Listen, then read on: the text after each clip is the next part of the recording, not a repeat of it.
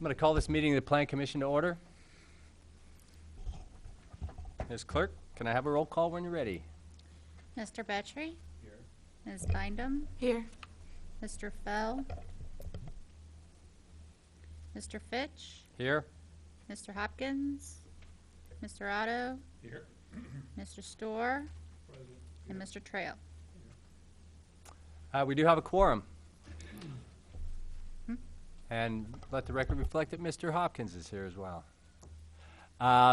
Do we have any changes to the agenda? No, sir. Approval of the minutes is the next item. We have the minutes from December 4, 2014 Regular Plan Commission and the January 22nd, 2015 Regular Plan Commission. Do we have any motions regarding the minutes? We can move them both at the same time.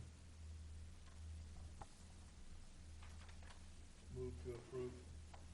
Second. Moved by Mr. Storr, seconded by Mr. Trail. Any changes to be noted?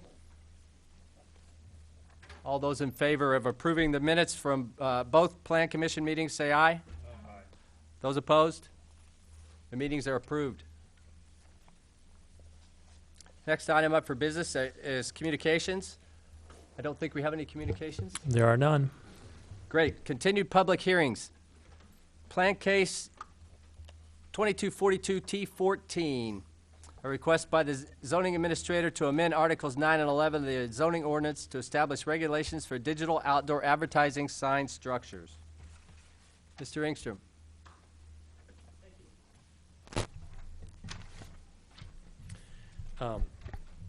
So this is a continuation of a public hearing on digital outdoor advertising sign structures. At our last meeting, Plan Commission had a few more items they asked for staff to research, so we're following up on those. Couple things to clarify. At our last meeting, staff had erroneously noted that 2 of the billboards in the city are not owned by Adams Outdoor Advertising. It was discovered that those billboards are actually outside of city limits. And I can actually bring those up. Let's see, not there.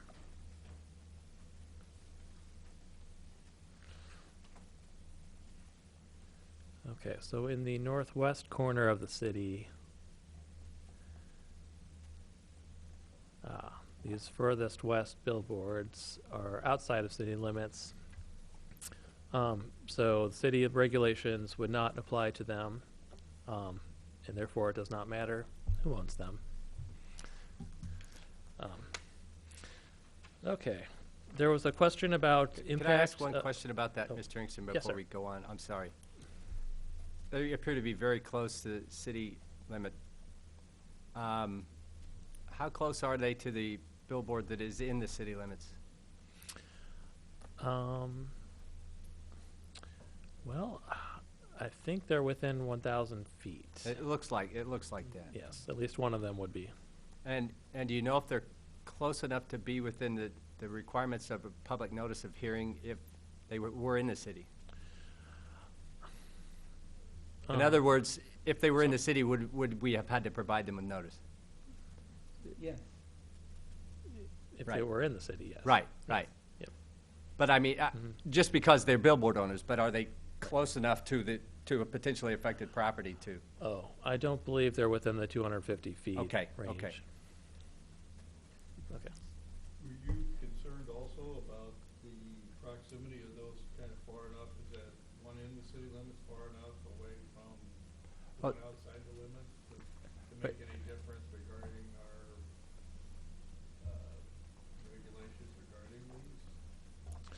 And how would that be affected? I'm curious. Well, I think as written, the 1,000-foot buffer would not apply since they're not within the city. So, So, okay. All right, thank you. Oh, Mr. Otto. But why wouldn't they, because of extraterritorial jurisdiction, be limited by our zoning requirements? The county has their own zoning ordinance that deals with signage and billboards. So we would only have jurisdiction over subdivisions or if there was an annexation agreement for any properties in our extraterritorial jurisdiction. So if someone is building a permanent structure there, they would have to conform with our zoning, but No, they would have to conform with our subdivision ordinance if they're dividing land. Otherwise, they would follow the county's zoning ordinance. okay. Any further questions? You may continue. Sorry, I didn't mean to No, interrupt. Just no wanted to- problem. So the other issue Plan Commission had asked about was the impact of digital billboards on nearby residences, especially the potential impact on properties zoned multifamily, which are nearby to digital billboards, and impacts from them, flickering from when the images change. So we took a look at that. As proposed, the 300-foot buffer, the digital billboards would be required to be 300 feet away from properties zoned R1, R2, R3, and CRE. So those are the single and two-family residential zoning districts, and the conservation, recreation, education zoning district. As written, the ordinance would not require a buffer between billboards and multifamily zoning districts. Just to note that billboards are only allowed in business districts and industrial zoning districts, but apartments could be allowed in the business districts as a special use in the B3 district.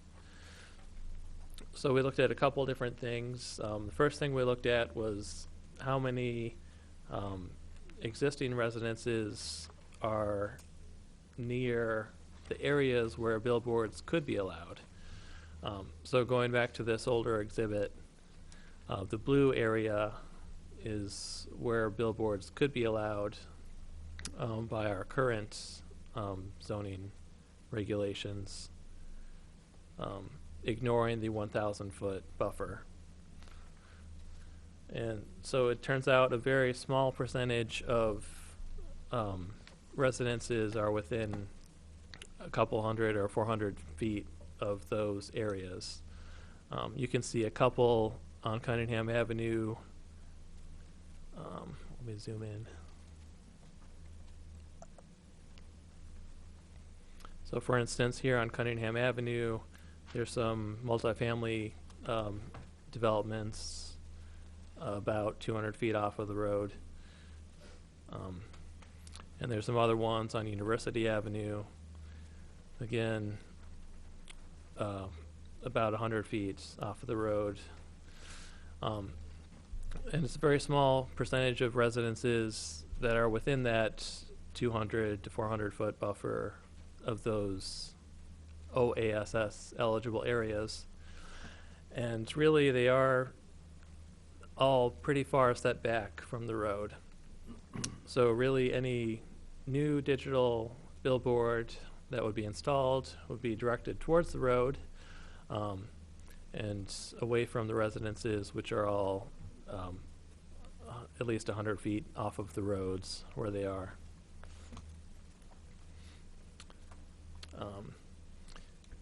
Let's see. So in order to address the potential future conflicts between digital billboards and residences, there are some other restrictions that staff examined. They include setback requirements from residential zones, time restrictions on operations of billboards, and protections against nuisance lighting.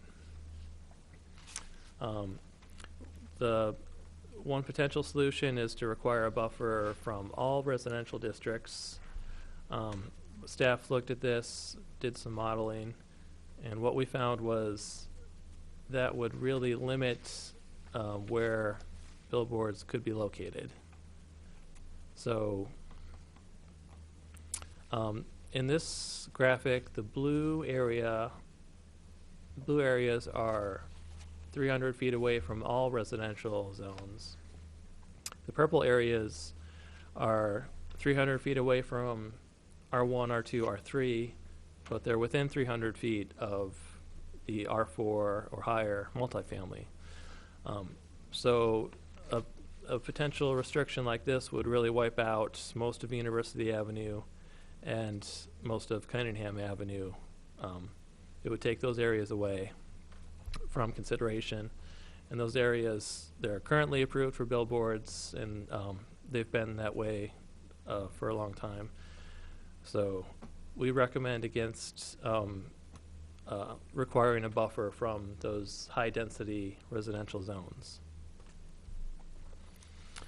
So another option to consider would be limiting the hours that a digital billboard could be turned on. And this could either be all digital billboards in the city, or it could be digital billboards within a certain distance of residential districts, things like that. We looked at other towns. Different cities had this restriction in place. For example, the city of Chicago, any sign on-premise or off-premise larger than 64 square feet must be turned off from 12 a.m. to 5 a.m. And if it's near a residential area, that restriction would apply to signs larger than 32 square feet. So you get 32 square feet. Yes. So, yeah, and that's both on-premise and off-premise digital signs. The entire state of Arizona has a restriction against digital billboards operating from 11 p.m. until sunrise. In New Jersey, there's a couple towns we found some regulations. They either 10 p.m. or 11 p.m. to sunrise, or 6 a.m. So the widest range we found was 10 p.m. to 6 a.m. Most of them go to about 5 a.m. or sunrise. So staff also, Adams Outdoor Advertising has indicated their policy is to shut off all of their billboards between midnight and 6 a.m. So staff is suggesting to incorporate a restriction from digital billboards operating to make sure they're turned off between midnight and 6 a.m. And then the last issue was something Mr. Hopkins had caught. The existing section 9-6D, paragraph 1, subparagraph 11, states that lights shall be shielded from roadways. Lights from billboards shall be shielded from roadways. And this would obviously prohibit digital billboards. So staff has come up with a little workaround to that to make sure that wouldn't affect the proposed ordinance. Basically, in section 96E1, we would say new digital billboards would not be required to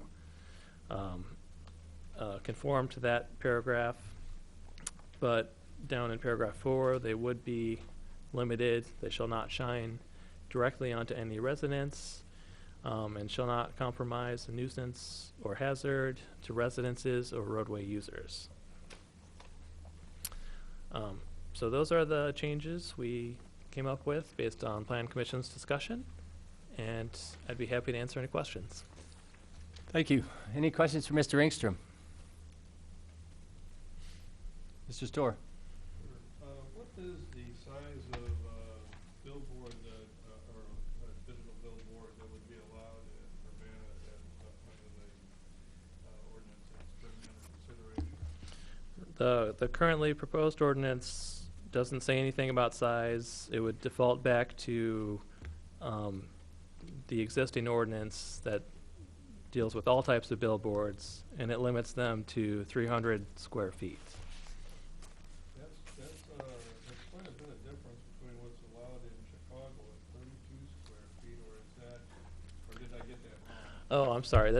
So that regulation applies to any billboard 32 square feet or larger. Or larger? So they have them much, much larger up there. Right.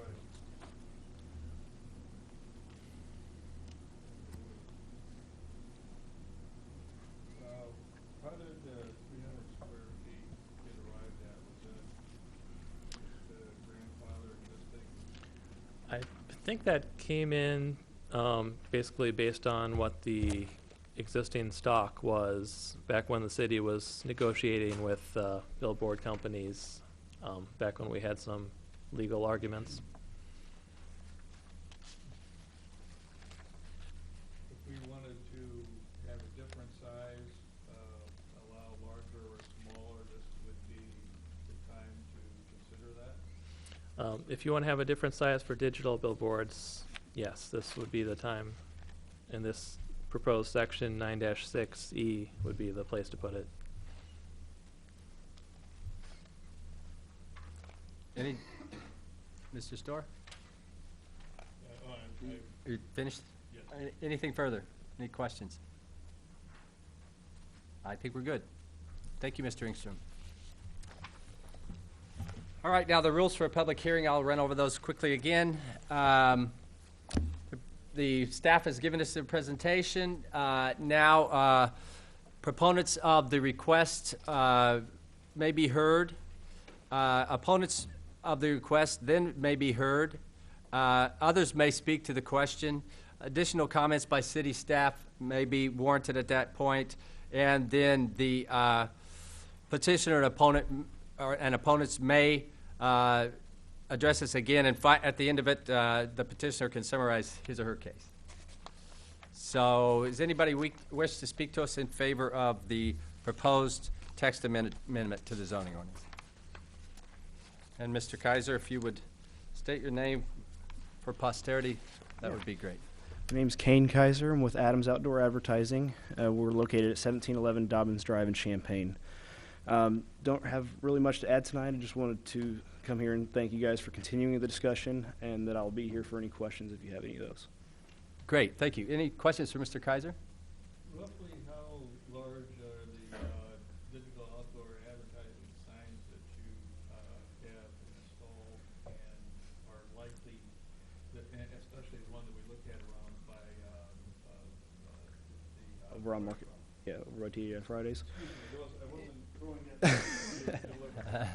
No, all of ours are 300 square foot. We do two different dimensions: 12 by 25 or 10 by 30.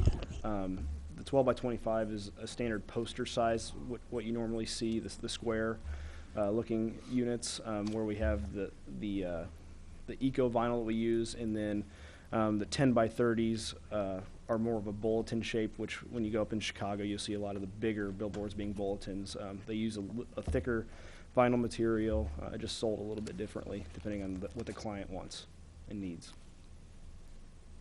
What are the what's the range and size of existing ordinary illuminated signs here? 300 square foot. Okay. Yep. And if Adams replaced some of those, would you be using the 10 by 30 or 12 by 25, or is that something that's probably too soon to talk about? Yeah, we seem to favor the 10 by 30s on the digital, but just depends on the area and what sign we're replacing. If it makes more sense to just replace with a like size face, that may be a better option for us. Mm-hmm. Is there a particular, is your business kind of, I mean, if you have a smaller sign, do you get less amount of money, or does it make any difference, or? Yeah, they started building junior panels. This was way back. The industry has gone to more of a standard size. So along the highways, you'll see 14 by 48s. That's a standard bulletin. In Champaign, we have the bulletin size, but they're 10 by 30s. We downsize that. And then the posters across the industry are all about 300 square foot, 12 by 25.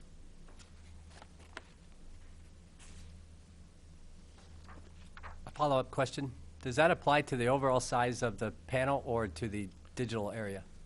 Well, we're going to trimless pretty much, so Okay. so it'll go to the edge. Like a But flat yeah, screen it'll TV? include the trim. Yeah. That 300 square foot will be Okay. everything. It'll be more like a flat screen TV, a big, Yeah. yeah. Okay. Any further questions this time? Thank you very No much. problem. Thank you, guys. Does anybody else wish to speak to us in favor of the ordinance? Anybody else wish to speak to us not in favor of the ordinance?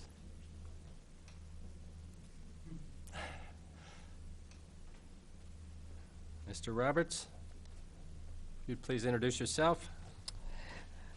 My name's Dennis Roberts, and I live in the East Urbana neighborhood. And I'll put my name down here. Thank you. Thanks. So, of course, I'm following this with interest. Appreciate all the thoughtful study that the commission's doing, and I, appreciate the fact that you're trying to come up with the best solution, which, maybe solves all problems, or if that's possible.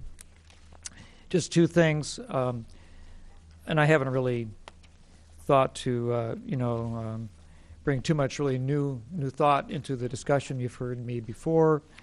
My concern about preserving the integrity of any highway that has a beautification plan, I think, is still a valid one to remind you of. And I shared some of those with you with some printouts last time we met. Just looking at the comments from staff in this newest memo to the commission, I would say that there's a suggestion or a discussion about creating a 300-foot buffer from residential areas. Staff does not recommend that course of action. Actually, I don't know why they wouldn't. Why wouldn't we be interested in protecting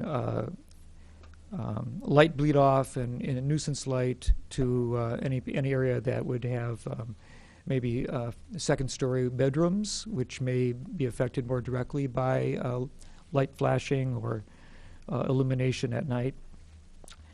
I think it's something that's worth considering, and if all the magenta or purple areas were added to the no billboard locations in the community, I'd certainly support that. That's just my opinion. And the last thing I'm not real clear about, and I haven't heard a discussion about, so I don't have the ordinance in front of me, but I think this ordinance addresses not just illuminated billboards, but isn't there a language that talks about wall-mounted or wall signs? And if that is in the language of the adoption ordinance, I haven't heard any discussion about it. I think So that is that it's been in, it's in omitted? the sign ordinance, and actually I was kind of rummaging around for something related to that. It's not a part of this amendment. Okay, because it's not affected by zoning? Well, there's wall-mounted signs, institutional signs, electronic display message boards are all addressed by the sign ordinance. They're not addressed by this amendment. Okay, which is a zoning. Well, related it's changes to the same ordinance, the same part of the zoning ordinance, but it's not changing anything having to do with anything other than digital outdoor advertising signs. Okay, well, I guess my question was, my understanding was that that it would allow digital display advertising then on wall-mounted signs.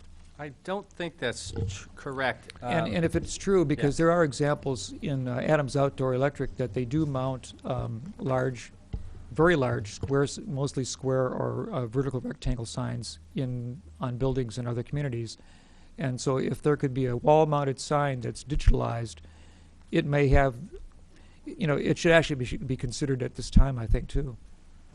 So I'm just asking if this wouldn't have some rather large effect in a change in our sign environment if wall-mounted signs became digitalized the same way that a digital billboard would be And we would expect them, of course, to be changing every however many seconds or minutes the commission decides. Mr. Ingstrom, do you have some illumination on that? I was trying to find, I was just trying to look at the definition of what a digital OASS is here. Sure, yeah. The ordinance doesn't really discriminate between freestanding billboards and wall-mounted billboards. So as written, it would allow for wall-mounted billboards if in those locations as shown on the map. Okay. So Thank you. then I guess I was just going to wonder if there were so wall-mounted digital billboard might be erected in these approved areas. Correct. And would they be subject to the same trade-off requirement, or because they're wall-mounted, would they not be affected by trade-off and they could just be erected by right? No, they would be subject to that trade-off requirement. Okay. Thanks. Any So- questions for Mr. Roberts? Mr. Trail? Actually, the language is always digital outdoor advertising sign structures, not signs. I assumed these were all aimed, that this portion of the ordinance was aimed at freestanding, special purpose built structures but you're saying it's not. Other types of signage, other than what we might think of as a traditional freestanding billboard, would be covered under this ordinance? Yes. There's a section in the paragraph in, what is this? Yeah, it's 9-6 C or D. It defines wall-mounted OASS. It basically discusses them. Wall-mounted OASS cannot expand beyond the edges of the wall. But really, yeah, when we talk about OASS, we're talking about either structures that are freestanding or structures that are mounted onto a wall. The only one that comes to my mind immediately when I think about this in our community is as you're driving on University Avenue and you're approaching Champaign and you've gone under the railroad bridge, the Canadian Central, there and you're approaching the first intersection, which is where the old pipe shop used to be. Or just before that, there has been, I can't remember if today there is one, a very large vertical sign that's about a story and a half tall, which has had, I think, Provena Medical Center advertising on it at previous times. I can't remember what I've seen on it recently, if anything. So that's an example of a wall-mounted sign of a very large size, basically billboard size, in a vertical format in our community. And I was just wondering if we'd be seeing these potentially, added to structures here in our community. And I think we should know about that. Mr. Otto? I'm just curious, could you clarify how you see that different? So if it were separated from the building and mounted on poles, but not attached to the building, but it met the sign ordinance in other respects. So I'm trying to understand why mounted on the wall of a building versus freestanding, what you're getting at there, so I can understand the concern. Well, I just wanted to learn whether they were considered as a separate kind of sign that would not be included in the overview, the restrictions or the parameters that you people are considering. In other words, would this be another way of putting up a digital sign without really having to consult the Planning Commission? I see. But, I just wanted to ask that. Thank you. All right, thank you. Any further commentary for the Planning Commission? Thank you very much. All right, further discussion. Do we have further discussion? We're getting close to getting comfortable making a decision. Ms. Bindum? As far as the fine schedule, is there a policy for continued violations? So if they're like repetitive fines or violations? Yes. So continued violations would be considered a separate violation on each day that they occur, and they would add up. So, like, if they have a certain number of violations, is there anything other than them being fined that would happen? Okay. We actually, I think, for each successive conviction of a violation, the fines go up. Also, that's elsewhere in the fines statute. So the fines are a good way to achieve compliance. If that was not sufficient, then we would go to court and a judge would compel the sign owner to comply. And they could do that through an order, even through additional fines, imprisonment.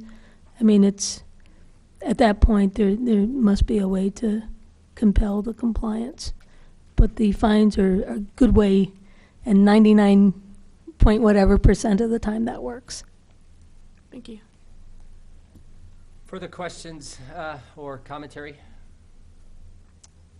I do want to clarify for myself one thing in regard to the size of the display, the digital display versus the size of the sign.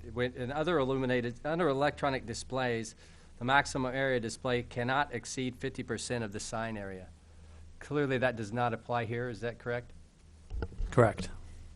Okay. All right. Further commentary? Any motions? Stunned silence? Mr. Otto? I have commentary. I mean, Sure. When we began this process, I mean, it was a process of education, and my initial inclination was opposed to these, but twice a week in my return home from my day job, I can drive along Neal Street. I've been seeking out signs. Yeah. And, you know, it turns out that when I'm going north on Neal Street, until a sign changes because of the highly reflective material that they're using now, my eyes can't quickly tell which is a digital and which is a typical lit sign. And that surprised me. And so I think that speaks to the value of having very, very tight limits on how bright they can make them. And I'm really attracted because I don't like billboards in general. I sort of tune them out so they don't earn much from me. But I really like the idea of the possibility of reducing billboards. And so the trade-out of 2 for 1, 3 for 1 speaks to me. And then the other thing that we've had some people speak and some communications in opposition. And in some cases, I don't think they actually understood what was being considered. I think that they thought we were going to have animated signs and a variety of things that's not under consideration.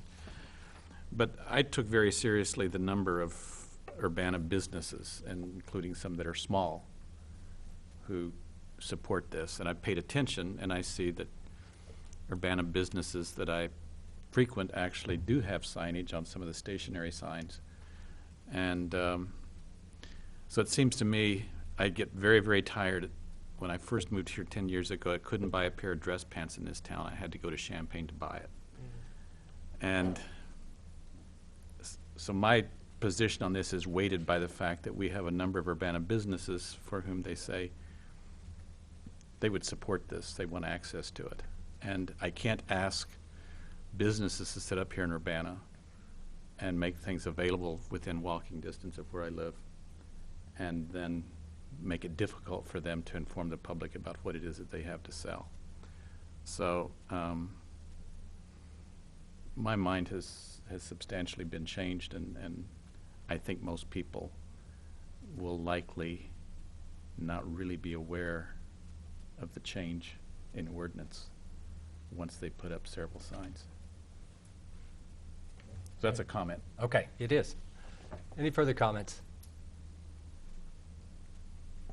Mr. Storr, you're reaching for the button? Yes, I am. I like Mr. Trails and Mr. Otto's comments, and I think that we kind of have to accommodate the billboard and beautification and architecture likers as opposed to the folks who need to advertise their businesses. I think that the 3 minutes per change might be too long, but I think that 10 seconds is a short interval and might be distractive. So maybe something along the line of a half minute might be a compromise.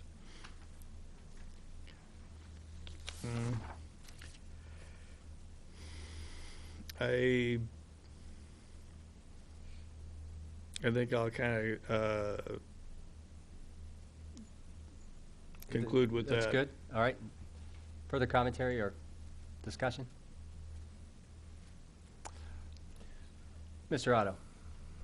I've raised the revenue issue before, and for me to support this, I would want as a part of the recommendation a strong statement that the City Council not approve this without amending the revenue code so that these billboards would generate tax revenue commensurate with their business activity, so some sort of a service fee. I think that we need companies doing business here to pay their fair share of the cost of maintaining the streets, everything else that draws people to this town, so they look at their sign face. So I would want some addendum urging council not to act on this before they have figured out a revenue stream. Okay. Mr. Storr? Is anybody besides me concerned about the size of the structures? I actually, my thoughts are very close to Mr. Otto's. I don't think they're much for me personally. I thought the studies are inconclusive. I read them. I think for me personally, they're no more distractive than a regular billboard, especially with this long hold time that we've put on them. It's not going to change typically, when you're driving by. And we've got the tight illumination standards. I want to commend all the plan commissioners for doing a fantastic job of discussing this and putting in, I think, really smart limits. There may be others that the city council wants to add, and that's their prerogative. There may be a couple more that we want to add now. I'm not hearing anything more coming out, but really, y'all did a fantastic job. Thanks to the public for all the input, too. So.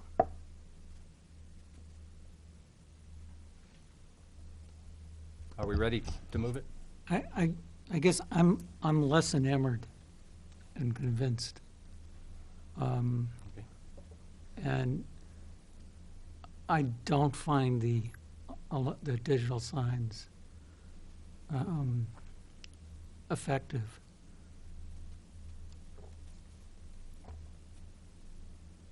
And I guess I'd just as soon have more of the non-digital ones rather than digital ones.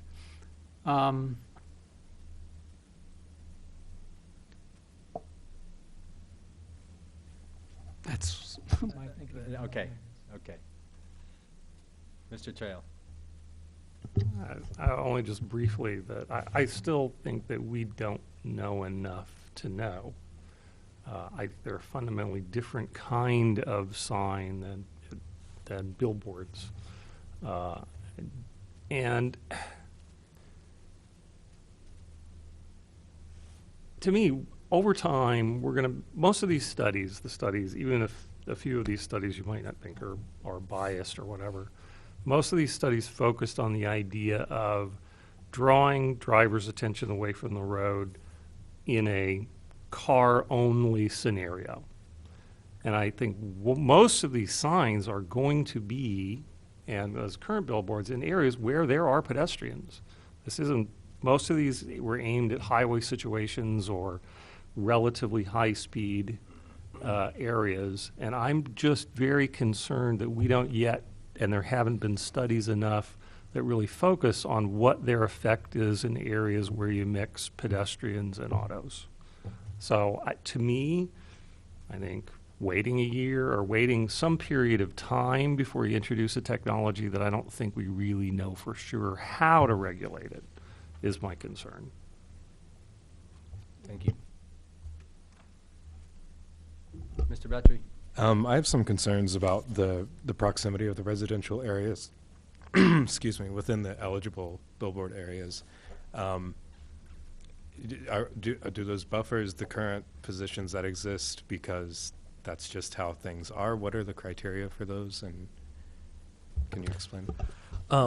Yeah, the existing ordinance allows billboards anywhere, does not allow billboards within 300 feet of R1, R2, R3, the single and two-family residential districts. I'm not sure how that came about exactly. I think that was just from previous staff research and plan commission and council action. So in other words, is it a standard in other cities? I think maybe Mr. Battery's. Yes, we've found similar standards to that in many other cities. And that's standard with the digital billboards as well, or is that just in general? Well, they vary. Some of them have different buffers from digital billboards than from traditional billboards. But overall, I think it's pretty comparable. I'll just offer some more personal thoughts. Sure. There is a large number of Urbana businesses that do support this measure, but it's not unanimous. And I don't really have any indication that the Urbana businesses themselves would be benefiting from it, as opposed to advertisements from, companies outside of the city. I think the safety studies that we've reviewed and looked at, they seem to be pretty inconclusive, or put together it's inconclusive, so I don't understand why we don't err on the side of caution as far as that's concerned. And my personal opinion, I think they're obtrusive. I don't feel like they fit in with the aesthetic character of the city, especially in relation to the areas that we've made efforts to promote beautification in those areas. Thank you. Ms. Bindum? So I just have a few comments. I like the idea of the 2-for-1, taking away some of the traditional billboards for the digital billboard. I like that they can offer more information in a real-time format. If something like the Park District or something wants to use it to, post a cancellation of an event or changes, I think that would be beneficial. I think the inclusion of a service fee would be important. And to me, it doesn't seem like the digital billboard themselves would cause any more distraction than a driver would have from anything else, like someone, or they see something that, interests them. It doesn't seem like the billboards would be any more of a distraction. And if Champaign has digital billboards, there might be information regarding this, but I haven't heard of any increase in traffic accidents or anything like that due to the digital billboards. So those are just some of my thoughts. Great, thank you. Well, we laid a pretty, Mr. Trail. I just actually thought of one last little comment. You're free to keep going. Apropos not being able to tell, I actually haven't driven around trying to identify them, but I actually asked my son, and I was trying to explain to him the difference, right? And he said, "Oh, the TVs."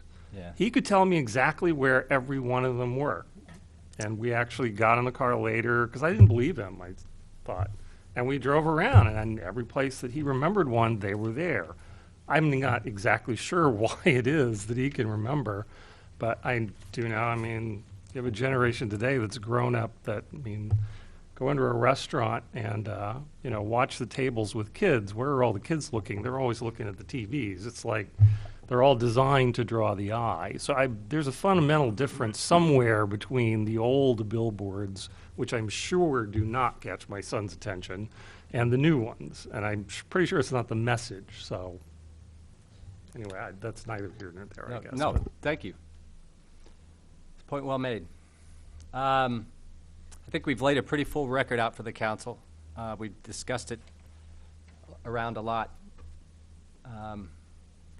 So I think that we've come to the point where we need to probably make a decision and pass it on with the understanding that they're going to exercise their prerogative and may change it, may not take the recommendation at all. Sounds like there may be a modification or two, at least a proviso in regards to an approval that provided some fee or other revenue source is put in place to defray the costs of infrastructure in the city. Other than that, I'd Mr. like Story? I'd like to suggest that the dwell time be longer than 10 seconds. it's 3 minutes and it's 3 Oh, minutes it's 3 now. minutes. It's Oh. 3 minutes now in the, Oh. yeah, Oh, yeah. I thought that was kind of long. But Well, I do too. well, a motion could include a shorter dwell time. Mr. Trail? So I think we're at the point, sounds like to me, we've kind of talked ourselves out. It's probably the point to I think we're pretty make much motions of talked some out. type. Yes, exactly. Could- Understanding that we've laid a full record for the council, and that's our most important job, as well as to make it, an actual recommendation. But we did a really good job. As a way of moving this forward, and I don't know whether it's allowed, if someone proposes that we accept it as is and it's voted down, does that end our session, or do then we have an opportunity to go, okay, well, is there something that we can do? You that mean we- if a motion fails, Right. can somebody make another motion? Right. Absolutely. Okay. I'd like to just offer the motion that we vote on whether we can approve it as it stands. I mean, it's possible that there's already enough support to do that. without the inclusion of a service fee or making a, Right. Without? Without.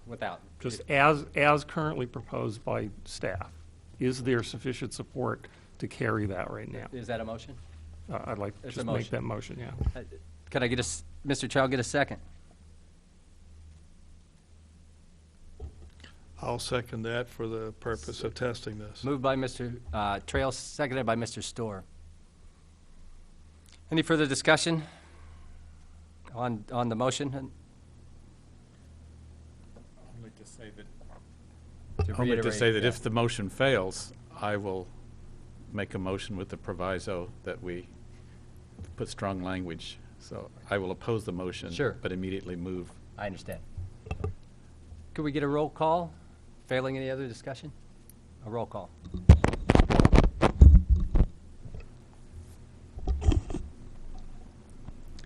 Mr. Petrie, No. Ms. Bindum, no. Mr. Fitch, No. Mr. Hopkins, No. Mr. Otto, No. and Mr. Storr, No. and Mr. Trail. Yeah. Yeah, well, not all motions pass. Mr. Otto? I move that we forward this language to council with the additional recommendation that council impose a service fee that would be commensurate with the economic activity generated before passing this into final law. Okay. Terry, did you get the language on that? All right. That council Let's pass Yeah. a revenue fee imposing service taxes on this commensurate with the economic activity prior to passing this into law. So I think the key there is commensurate with the economic activity? The point is not something that generates $50 a year. If these signs are generating $500,000 a year, their contribution to the taxing body should be commensurate with a restaurant that is generating 500,000 a year. So it should not be symbolic. It should not be an annual $50 renewal fee. It should be based upon the contracts. Okay, I think that, there's a motion on the table? Is there a second? Can I ask a question? Let's get the motion in action and then, You'll have to Okay. second it and then. Oh, well, I second it. all right. Moved by Mr. Otto, seconded by Ms. Bynum. Okay, discussion on the motion. Ms. Bynum? I was just wondering about the dwell time, making any changes to lower the dwell time. I would consider that a friendly amendment. We would vote on the amendment separate from the motion, but you could move that we amend the motion with that, and we could consider it. Okay. And so you're moving that we consider a lower dwell time as a friendly amendment to, But I think you should Motion on the specify, table. I mean, the How amendment much? should not just say Yeah. lower, it How should much? state a dwell time. Oh, like a minute and a half? okay. Ms. Bynum moves that we amend the motion on the table by lowering the dwell time to a minute and a half, 90 seconds. Is there a second on that amendment? Second. Seconded by Mr. Otto. So we've got a motion to approve the amendment as written with a proviso that the city council impose some sort of revenue fee on digital outdoor advertising that is commensurate with the economic value. Yeah, and then we have an amendment to that motion, We have to vote on the amendment first. lowering the dwell time. Mr. Becci? That was related to the fees. Are the fines also determined by the city council? Is that something we can comment on and make? The fines are part of this ordinance. That could be a second amendment if you want the fines to be higher than $50 a day.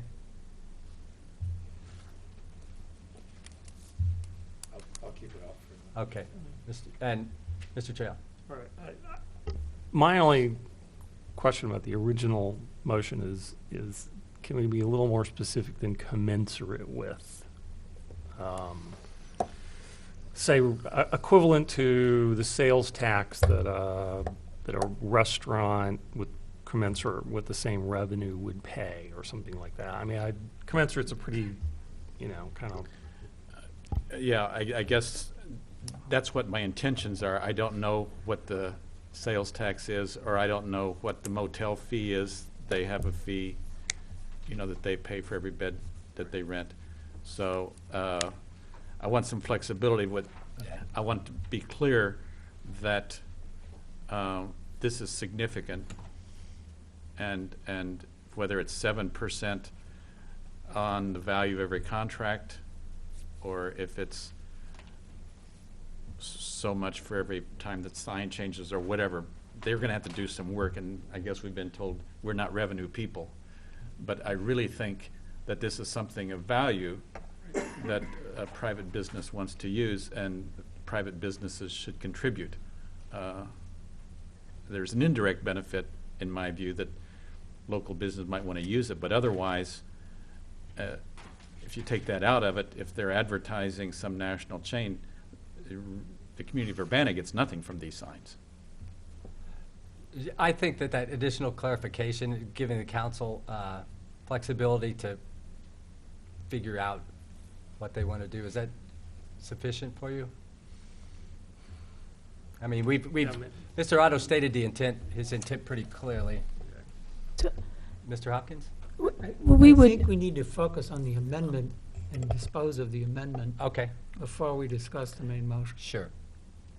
Did you- Dispose meaning Yeah, deal let's- with, I didn't mean get rid of. That's a good point. Yeah, let's amend the motion or not, and then get down to it. So is there any further discussion on Ms. Bynum's amendment to reduce the hold time to 90 seconds? Only to say again, in my driving around town, going north on Neal, I mean, depending on the stoplight sequence, on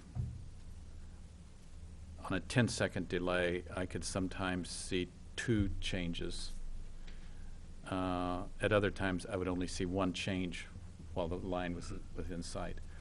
So on the 90-second that she's proposing, most people, unless they're at a stop sign, would not see the change in the amount of time that they're driving by. And the other thing that I noticed is, it's neither here nor there, but most of the signs are so poorly drawn that even with my perfect eyeglasses, I can't read them. Carl, ironically, does the best job of, I mean, what you want to get is your name out there, and they've got 2 colors and block, Carl. Yeah. But most of the other signs are. A creative critique.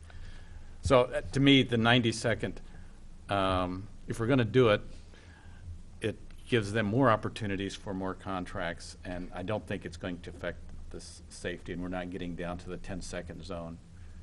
So if we end up generating tax revenue based upon contracts, that would double it from the 3-minute.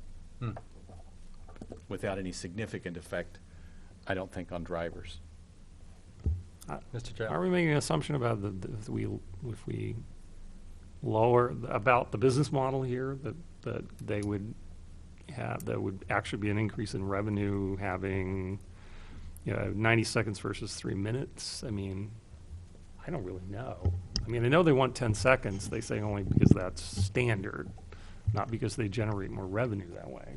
I mean, No, I think that they do, because the number of people, when you're paying for that space for 10 seconds, it's a lot less than if you're paying for that space for 90 seconds or 3 minutes. I get the And- impression that you pay for a certain amount of time, you're not paying for 10 seconds at a time. You're paying for No, but 3 days at 10 seconds per whatever. It's your X amount of time, but it's split up into lots of little pieces. I get the impression. I bet I don't Yeah. know. Further discussion on the amendment? All right, let's vote on the amendment. A roll call when you're ready, Ms. Clerk. Could you repeat the motion, the amendment that we're The voting on? amendment is to reduce the 3-minute hold time in the current staff memorandum to 90 seconds. Thank you. I mean, so formally, it would be section 96E3, change 3 minutes to 90 seconds. Yes. Doesn't an amendment have to do with the substance of doesn't it have to do with the substance of the original motion? Isn't that I don't the- think there's anything in our bylaws that require that. I don't know Robert's Rules of Order well enough Yeah, I to know, know. it's- Yeah. I don't even. It does. It does, deals with digital It's an signs. amendment of the Yeah. language Yeah. that we're voting on. Yeah. Okay. Roll call. Mr. Fitch. Yes. Mr. Hopkins. No. Mr. Otto. Yes. Mr. Storr. Yes. Mr. Trail. No. Mr. Petrie. No. Ms. Bindum. Yes. The amendment passes. And now we've got the motion. So it's the language as amended to reduce the hold time to 90 seconds in section 6E3. And with the, Mr. Otto's proviso that the city council consider a fee or other revenue measure commensurate with the economic value of the sign structure. Not the sign structure, So the revenue The generated. revenue generated. Revenue generated. generated by the sign structure.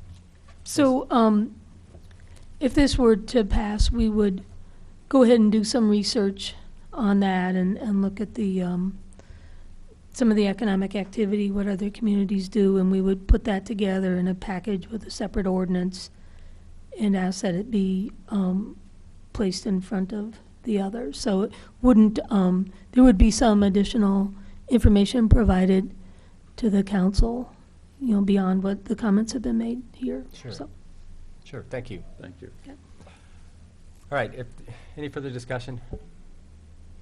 I think we're probably ready for a roll call on the motion.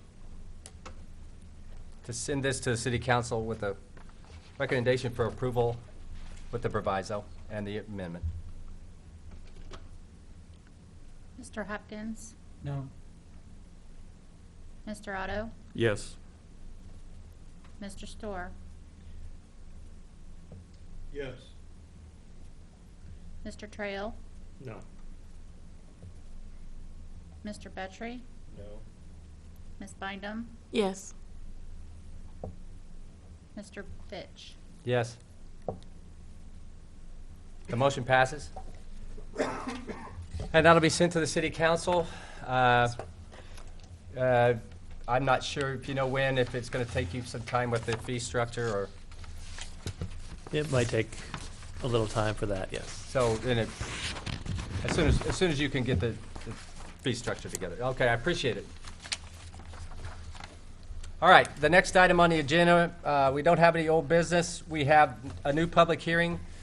Plan case 2250 T15, a request by the zoning administrator to amend Article 2 and Article 5 of the zoning ordinance to establish definitions, use provisions, and possible conditional permissions for gaming halls. Mr. Marks.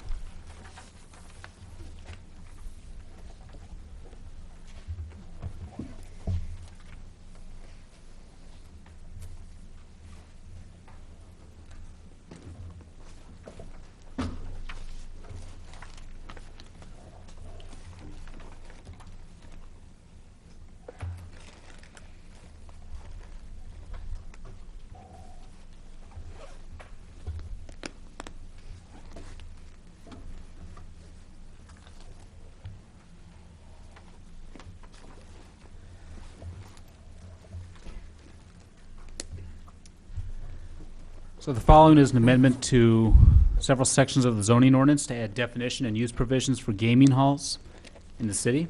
The proposed ordinance amendment would add a definition of gaming hall to Article 2, as well as add gaming hall to the table of uses in Article 5, Section 1. It would also add a use restriction in Article 5. So the idea of a gaming hall is relatively new, not just for the city, but for the state. Legalization of video gaming 5 years ago has allowed gambling, or referred to in state law as well as municipal code as gaming, more specifically, to reach parts of the state beyond just riverboats or casinos or horse tracks. Just to quickly review, a license to operate video gaming machines must be approved by the state, and it's only granted to businesses with a liquor license. There's a current limit of 5 machines per establishment, and municipalities are given the option of deciding whether to allow video gaming within their borders or not. Obviously, Urbana has decided to allow that several years ago. Currently, there are 12 establishments in the city, or there's a cap of 12. As recent as Monday, the city council was entertaining a motion to increase that to 20 because of other businesses requesting a license as well. The city council decided to delay that motion, most likely due to this current amendment being offered before Planning Commission and allow this to sort of go its course before they decided on whether increasing the cap or not. Currently, you'll see a map indicating the location of all the existing video gaming establishments. The state has seen in every community, including Urbana, video gaming is kind of established at expected establishments. That would be businesses that already have a liquor license and ones that already existed before video gaming, taverns, restaurants, sports bars, clubs, your local VFW, American Legion, etc.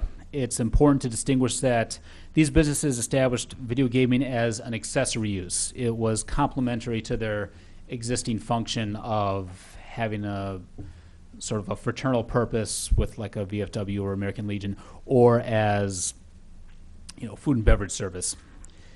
In the state law, it's important to clarify also that in their licensed establishments, they make a distinction between bars and restaurants, veteran or fraternal establishments with a national affiliation like an Elks Lodge, a VFW, as well as truck stops, which Urbana does not have any of, but where video gaming is allowed. with all these establishments where it's already an accessory use, most municipalities have already zoned appropriately for these types of businesses. Since passage of the video gaming law, there's been a different kind of establishment emerging in Urbana. These are businesses that operate with a principal use of video gaming. Their primary reason for operating the business centers around the use of those gaming machines. They have a liquor license as required by law. They serve alcohol on the premise. They have food and beverage offerings, but they are centered on their video gaming machines. Their certificate of occupancy might state that they're a restaurant or a tavern, but their principal use is that of a gaming cafe versus an accessory use, which I pointed out with the other sorts of establishments. Gaming halls are quickly becoming a common business throughout the state. The list of permitted establishments, which is made publicly available by the Illinois Gaming Board. You'll see that one of the exhibits shows the establishments that are in Urbana. That's not proprietary information. That's made available to the general public through the Illinois Gaming Board that I put together, just showing some of the revenue provided by the establishments. But it shows the Illinois Gaming Board makes information of all the licensed establishments available in the state. You'll see that there are dozens of different venues that operate with gaming as a principal use. These establishments have food and beverage offerings that might be considered limited to other bars and restaurants. But in some situations, their food offerings are just prepackaged or prepared foods. They don't even have a kitchen on the premise. Their overall square footage is very small, and their CFO still classifies them as a restaurant or a bar, but the majority of the revenue comes from their licensed gaming terminals. There is one establishment in Urbana that would meet this definition.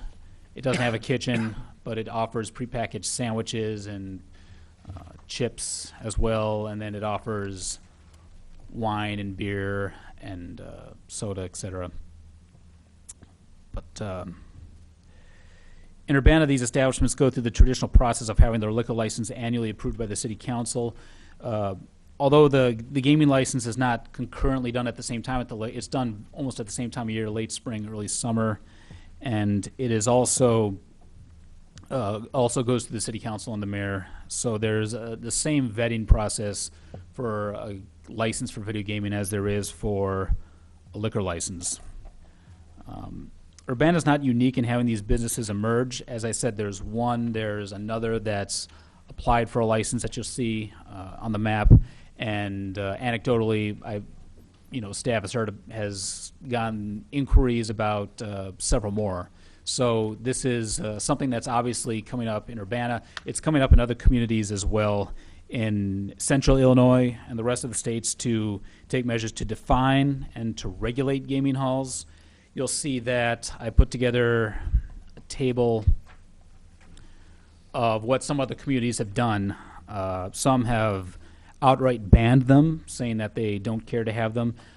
Some have allowed it, they've accommodated it, or they've put in special provisions. You'll see there. I want to make a note that on Urbana's, what I'm going to mention in a minute, the proposed allowance, there was an oversight on my part. I apologize that it should say that it's permitted in B3, B4, and B4E. It's not conditional. It should be permitted in all three of those districts, permitted by right, to be specific. But you'll see that Bloomington, for example, established that it's not permitted based on certain quantitative measures of that.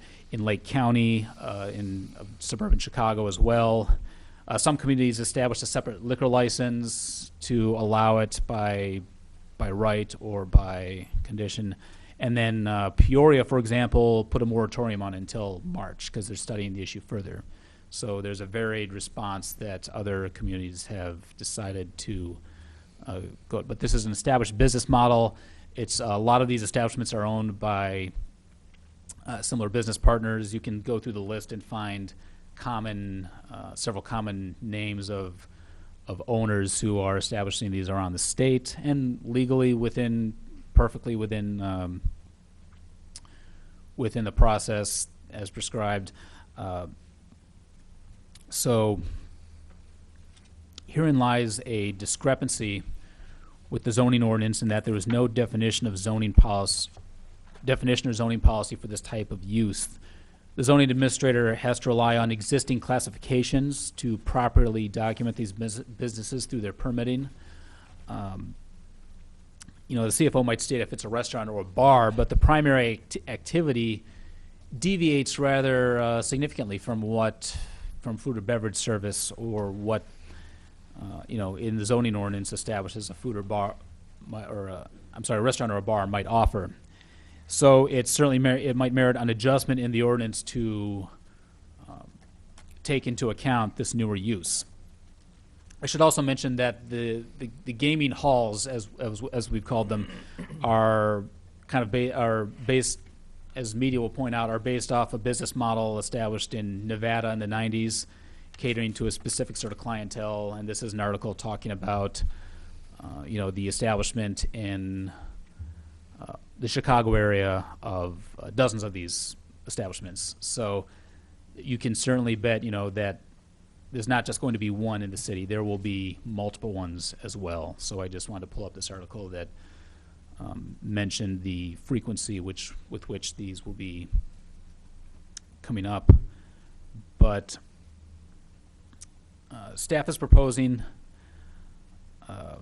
adding the term gaming hall to definitions in the zoning ordinance, and would state that a gaming hall is, let me just go down to it, an establishment whose primary purpose is to operate video gaming terminals as defined under the Illinois Video Gaming Act, and in which the sale of food or alcoholic beverages are only subsidiary to the operation of the video gaming terminals. So this would help establish a definition for that use. Additionally, staff is proposing the adding of use of gaming hall in the business section of the table of uses in Article 5. Gaming halls would be permitted by right in the B3 general business, B4 central business, and B4E central business expansion districts in Urbana. The proposed allowance would be consistent with existing zoning for bars, restaurants, and overall entertainment venues. They would be located in zones or districts that are appropriately insulated or buffered from residential or mixed-use neighborhoods. The proposed use would be permitted by right and not under any conditional use permits, because when you look at those districts and you look at the similar sorts of uses, very few are allowed or are required to seek a conditional use permit. If you look at comparable entertainment-based uses like a pool hall, a bowling alley, a bar, or restaurant, they're mostly allowed by right. The proposed use would also pass over from being allowed in any university-oriented district, because it would be inconsistent to allow video gaming where it's a primary or it's a principal use, and a majority of nearby patrons would be under 21, and it's illegal for anyone under 21 to play in a video gaming terminal. So it would be logical to keep it to zones in which there is a nice, I think, separation between residential neighborhoods or mixed-use neighborhoods and businesses. Staff is also proposing an addition be made to Article 5 to restrict the location of gaming halls to no closer than 100 feet from a pre-existing school or place of worship. This is just to simply make local statute consistent with state law, which states the same. It's also worth noting, as I mentioned earlier, that some municipalities have added additional regulations such as revenue percentages, distance requirements, size requirements for the square footage of the establishment, or additional use restrictions for gaming halls. For the sake of the review process, we decided to take a simple step forward in just at least defining it and saying where it should be appropriately zoned. We didn't want to go further than that, or we decided to defer on any additional regulation beyond what was proposed. The amendment to the zoning ordinance will allow the city to more accurately zone, accommodate, and regulate a new use. It provides a better definition of when gaming is a principal use versus just a complementary one or an accessory one. It also provides a better structure for what is no doubt an important consideration in future city policy decisions. Of the 12 permitted machines in Urbana, they provided close to $200,000 in revenue for the city last year. this is at a time when you have more applicants asking beyond the permitted number of licenses for video game in the city, and the city is considering raising that number of licenses. So the emergence of video gaming has happened very quickly within the last 5 years, and the arrival of those gaming-related businesses is happening very fast. You know, businesses sense an opportunity, and they're not waiting to set up shop in the city of Columbia. These amendments are an important part of legislating that use and allowing the community to decide how it wants video gaming to exist. And just kind of complementing what I was saying earlier, I just thought I'd bring up this is a graph just showing the number of video gaming terminals as well as the amount of revenue accumulated in each month of the year. And you can see that it's risen almost every month of every year for the last And that's 2 years. revenue to the city, right? Yes. Yep. So the question is, you know, this is obviously something that's taken into consideration by the city for an important issue. It's worth mentioning that this is designed to distinguish, you know, accessory versus principal uses, and it's also designed to just zone for it appropriately and not have, you know, the zoning administrator have to rely on restaurant versus bar or tavern, but to appropriately identify it.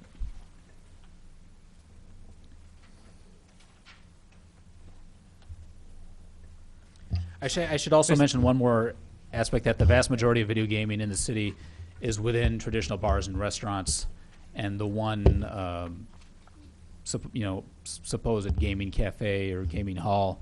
The VFW and the American Legion here do have video gaming as well, but the majority of the video gaming licenses are within places where it's used as an accessory use. So, with that, All right, any questions? so you're recommending for approval? Oh, yes, I'm sorry. Yeah. We are also, the staff is recommending approval of the proposed amendments. Okay, thank you, Mr. Marks. Mr. Hopkins? So I'm trying to keep in my head all the things here. The limit of 5 per establishment still State law. exists?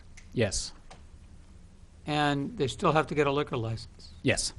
So the effect of this is essentially to restrict those where food is the accessory use instead of gaming being the accessory use.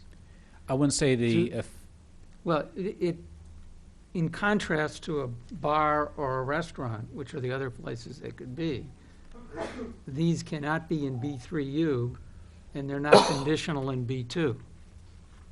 So, am I right that that's basically the difference we're accomplishing here? well, That's the basic effect, yes. the basic Okay. effect, yeah. Okay. Mr. Otto, did you have something?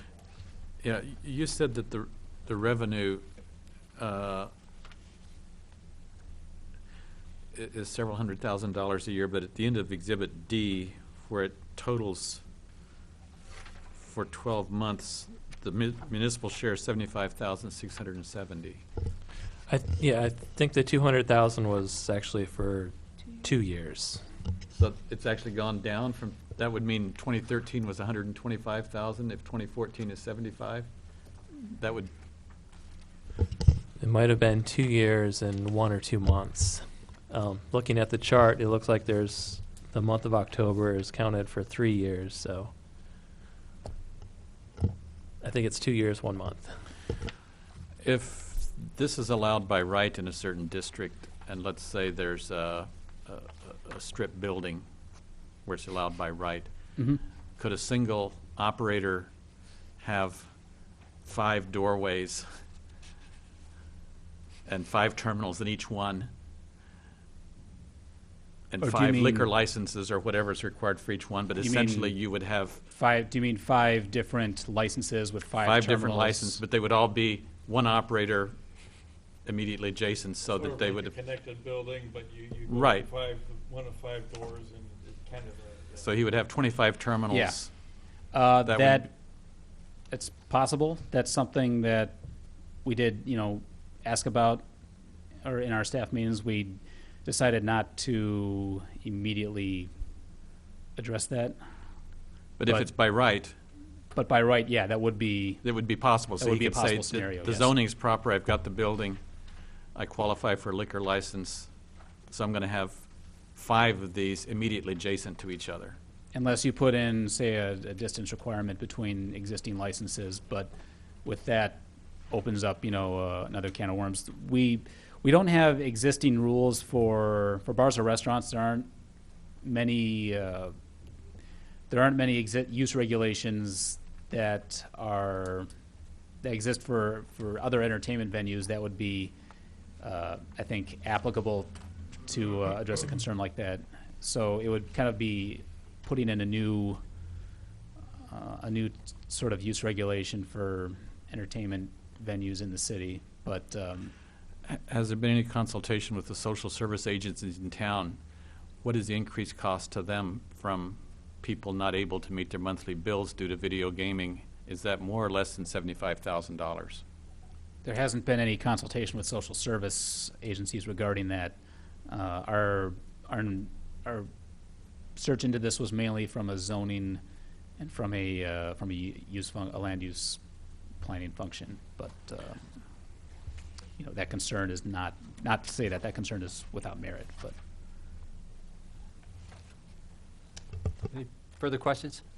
Mr. Storr? I'm curious, we're only looking at a separation from a pre-existing school or place of worship. Not anything like a child care center or places where children congregate, parks, or anything along that line. Is that, I can. I've got that on section 5-13, regulation, I know exactly. location. The state law establishes, they establish some distance requirements between existing, like riverboat gambling or horse racing establishments, but they specifically mention they're located within 100 feet of a school or place of worship. The place of worship is just defined under the Religious Corporation Act. As for school, school means an elementary or secondary public school or an elementary or secondary private school registered with or recognized by the State Board of Education. That's well, we have a lot of churches, I guess, but I'm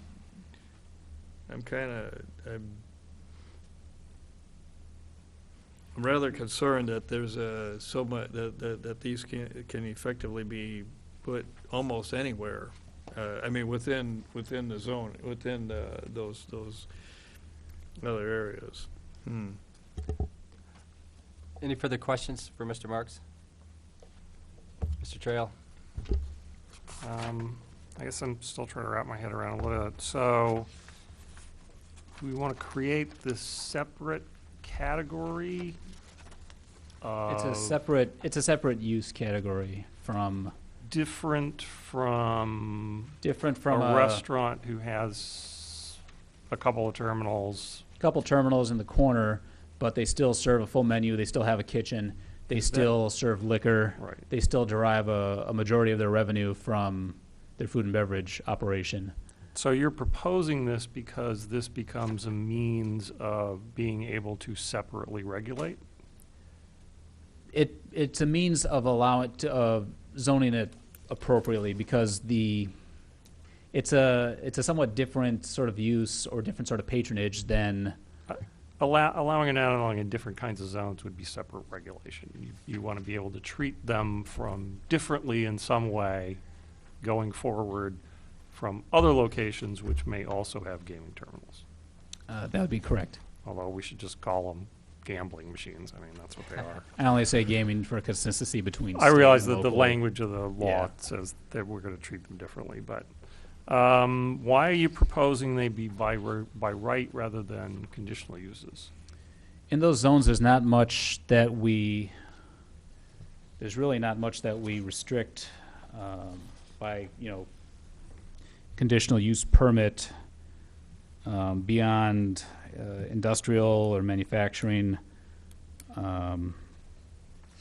Beyond like similar. If you just look generally within businesses, and as I mentioned, entertainment venues, there's really not much that's required to seek a conditional use permit through those, bowling alley, pool hall, or a restaurant or a bar. In most districts, those are permitted by right. In a few, they require a special use permit or a conditional use permit, but those are the university or the mixed use or the neighborhood ones that are more of a transitional to the residential parts of the city, which we're obviously not recommending as an inclusion for being in use. So for the strictly commercial business sections, if you look at comparable entertainment uses, almost all of them are permitted by right.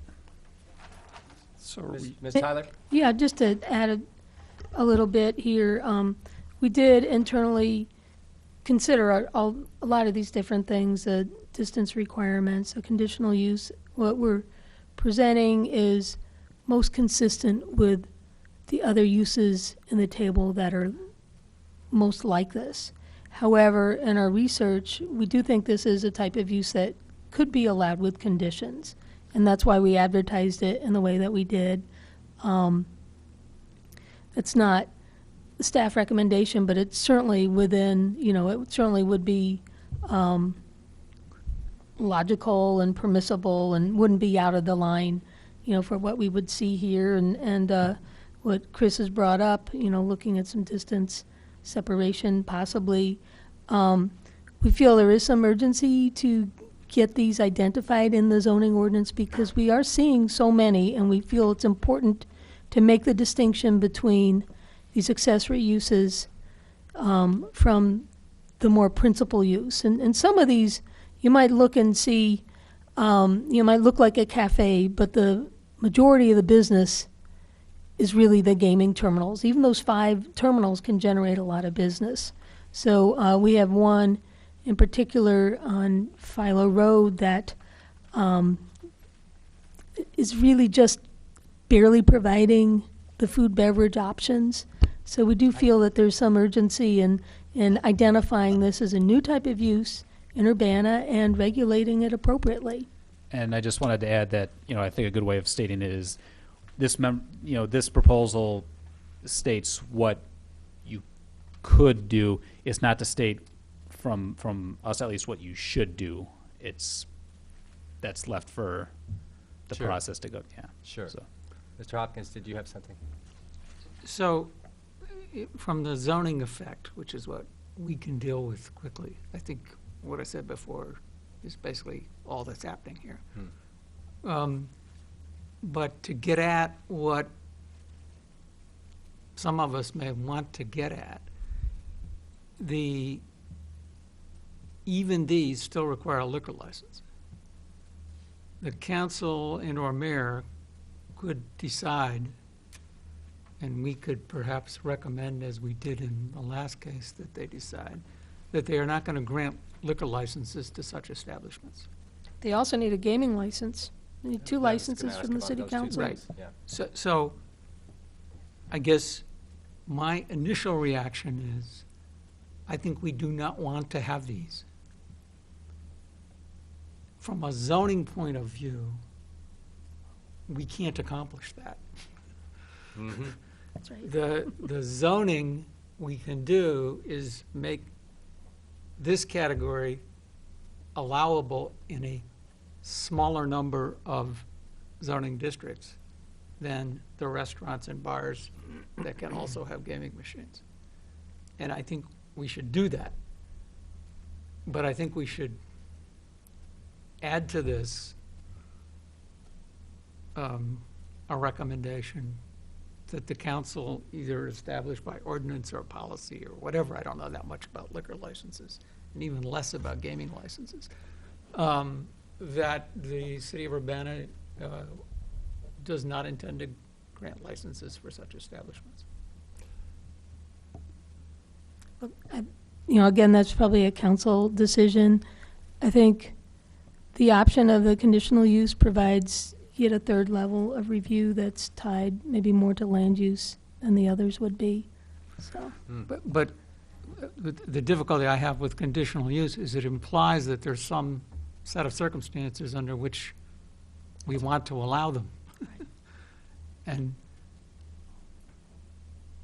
frankly, I don't see a reason to have video gaming only parlors that are pretending to serve liquor and food and probably not doing a very good job of it, and therefore becoming the places where the people for whom gambling is most problematic are more likely to go. Do we have further questions? I don't want to break into discussion yeah, yet. I'm sorry. Yeah, that's all right. Mr. Otto? If they're granted a gaming license as an accessory use, but it turns out that that is in fact a primary use and not an accessory use, is there precedent for withdrawing the gaming license and saying you haven't met the condition? Well, the state law doesn't distinguish between principal and accessory use. That's mostly a local distinction. If there's precedent for removing a gaming license, I know that there's a limited action that I think the Illinois Gaming Board can establish. If I might just. That's rather vague. It says, under undue economic concentration, in deciding whether to approve the operation of video gaming terminals by a terminal operator, the board shall consider the impact of any economic concentration of such operation of video gaming terminals. The board shall not allow a terminal operator to operate video gaming terminals that the board determines such operation will result in undue economic concentration. And that means a terminal operator would have such or actual potential influence over video gaming. So there's a vague reference to that, but if you're talking about pulling away licenses, that's an area that's more of I think a legal concern, or not a legal concern, but a legal matter that is kind of a different action beyond, a little bit beyond what zoning can do. and our local gaming licenses are the same. They don't distinguish between accessory or principal use. That's a zoning matter. So it's just limited by the 5 terminals, and you have to have this liquor license as part of it. So I think the state law was attempting to make it an accessory type of use by limiting to the 5 terminals and requiring the liquor license in addition. Mr. Otto? On Exhibit A, I see Uncle Martin / Melody Gaming, Tin Roof / Melody Gaming, Bunny / So what is Melody Gaming actually the owner of the terminals and they're leasing space in these businesses? So it looks like about, 60% or 70% here at least identifies one company that is controlling the terminals.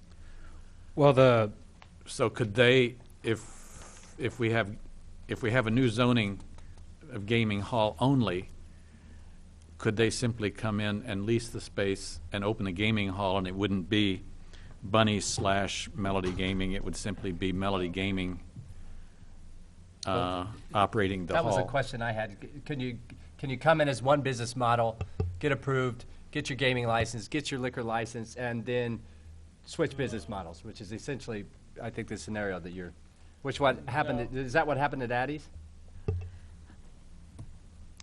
I'm not sure I understand the questions. We do a we do a certificate of occupancy. So you have to have an identified use.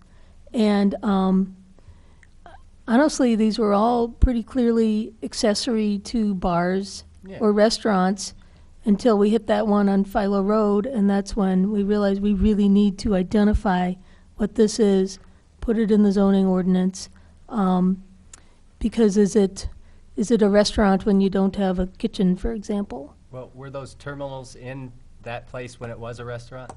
Which, in Eddie's? Yeah.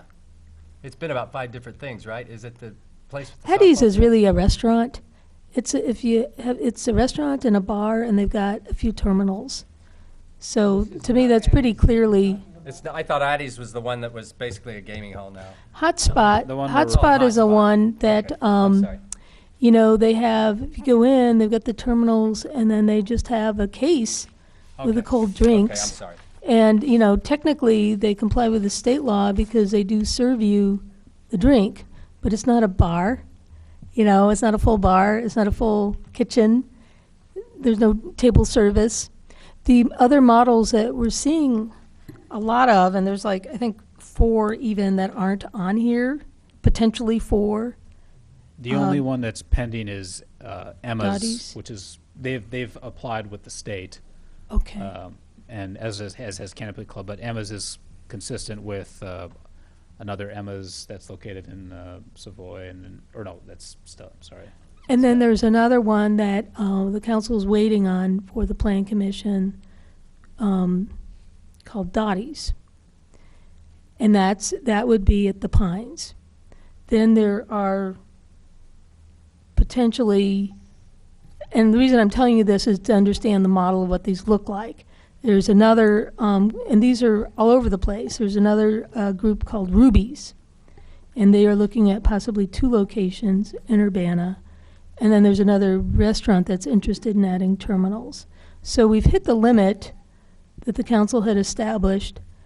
But the thing with the Emma's and with Dottie's and I believe Ruby's is these are not your gaming hall that you might envision. They're geared towards women primarily, and it has a cafe look. And I think the article that Chris was showing us was, you know, another type of decor, but they're not a casino type environment.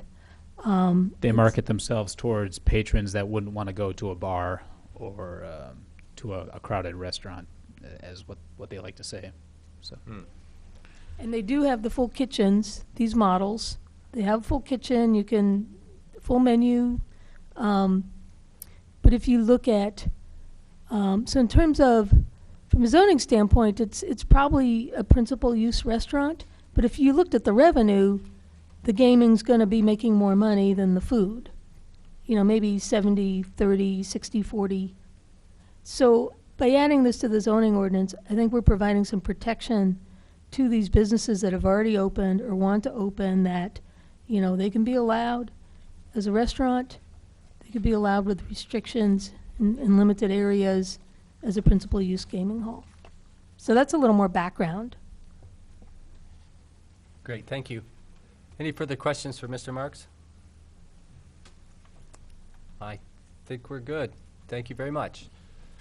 And as in the previous case, the rules for a public hearing are, you may return. Okay.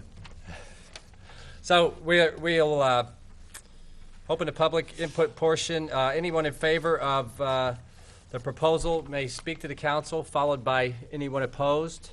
And then the proponent may rebut. The opponent may also rebut, and then the petitioner may summarize the argument. So did anybody wish to speak to the Plan Commission in favor of this proposed ordinance? Amendment to the ordinance.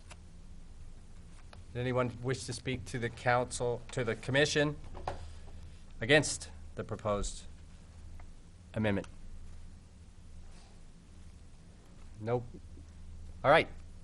Well, in that case, I'll close the public input portion of the hearing and open it for debate and discussion. If you're if your brains are capable of it after having gone through the previous case. Or if you know, Can I make- Mr. Story. Yes. Is Melody Gaming a local enterprise, or is it out of the area? Or is that relevant? No, they have a local office. They've really grown. There's a spokesman from there, and he talked a little bit about history of the company. I think they're in other places as well, but this has become a pretty big local business. So I think they're in Champaign, I believe. Mr. Trail? I'm a little more familiar with this kind of stuff from the East Coast and some of the states that have gotten heavily into what people call like distributed gambling. You know, couldn't get areas where you couldn't get casinos or whatever. That's a way of getting gambling in, and usually it gets sold as, oh, the state or the city or the county gets revenue, and you know, the history of all of that is usually they don't in the end really, because then it just replaces other revenue and whatever. But those are primarily, the business model is that those machines are actually hooked into a network. It's not like they're standalone things. It's sort of like the lottery machines, right? It's like you don't go and play the lottery at, the corner store lottery. You're paying the state lottery. They just happen to have a machine hooked into the network that lets you do it there, and the local business gets to keep some of the revenue. But these are actually hooked into, larger networks elsewhere, where in the end, big hunk of the revenue flows, even if, they have a local, they have a local operator franchise or whatever. A lot of the revenue flows elsewhere. Is that still pretty what we're seeing here, or is it different than what was going on 5 or 6 or 7 years ago on the East Coast? Do you have an answer? Well, the situations are kind of different in certain states as to what's allowable. If you're going within Florida or North Carolina, they sort of define them as like sweepstakes machines or whatever. Their connectivity and is different from. They also do video poker and stuff like that, but a lot of times you're playing against other players. It establishes in the state law specifically the condition of terminals in terms of confidence limits and the payout. I was while you were mentioning that, I was browsing through to see if there was any mention that if they had to be standalone or if they were allowed to be connected to a larger network. I haven't seen anything specifying anything about that in the language, but the state law does have rather specific standards about vendor, who's qualified to be a vendor, who's qualified to be an operator and have a license, and how the machines operate. So. Well, I know Alderman Bill Brown's here, and he's researched some of the flow of the money as well. And I'm just looking at some information. Last year, he estimated we received about $136,000 from our 5% take on the net. That must be the local. The state received $677,000 from their 25% take. And that's designated for capital projects. So it goes into this Build Illinois bonds. But the scam in these is always, they designate it for education or for whatever, but what happens is over time, they just remove all the other sources of funding to those, and you end up with less money in the pot in the end. I mean, I understand the lure of tax revenue and all of that, but, mostly, unless the gamers are from outside your area, they're generally net losers, in the long run. Any further points of discussion? Mr. Otto? I'm still having a hard time understanding what is gained. It seems to me that by requiring a conditional use permit, that means in each and every circumstance, there's a hearing and the public gets to come and comment on it. And by setting up a new category of a gaming hall that can be in certain places by right, then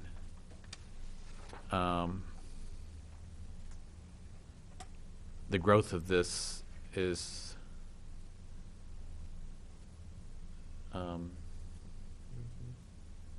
much more difficult for the public to have input into. Now, I understand they're maxed out on the number of terminals now, but the city council is considering expanding that, and hopefully people take advantage of their opportunity to come comment on that. But it strikes me that this is really not very significant revenue for the potential social cost to the community, and all of the studies on gaming show that there are huge social costs. There is no free lunch. And so I'm not in favor of doing anything to make it easier for these establishments to open up.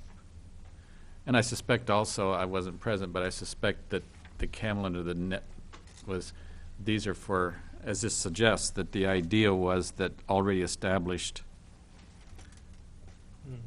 places who are marginal could get a little more revenue and perhaps make them viable, and now they're going to have to compete with somebody who will have an advertising budget and so on, and there's no reason to go mess around with a restaurant who wants me to buy some food.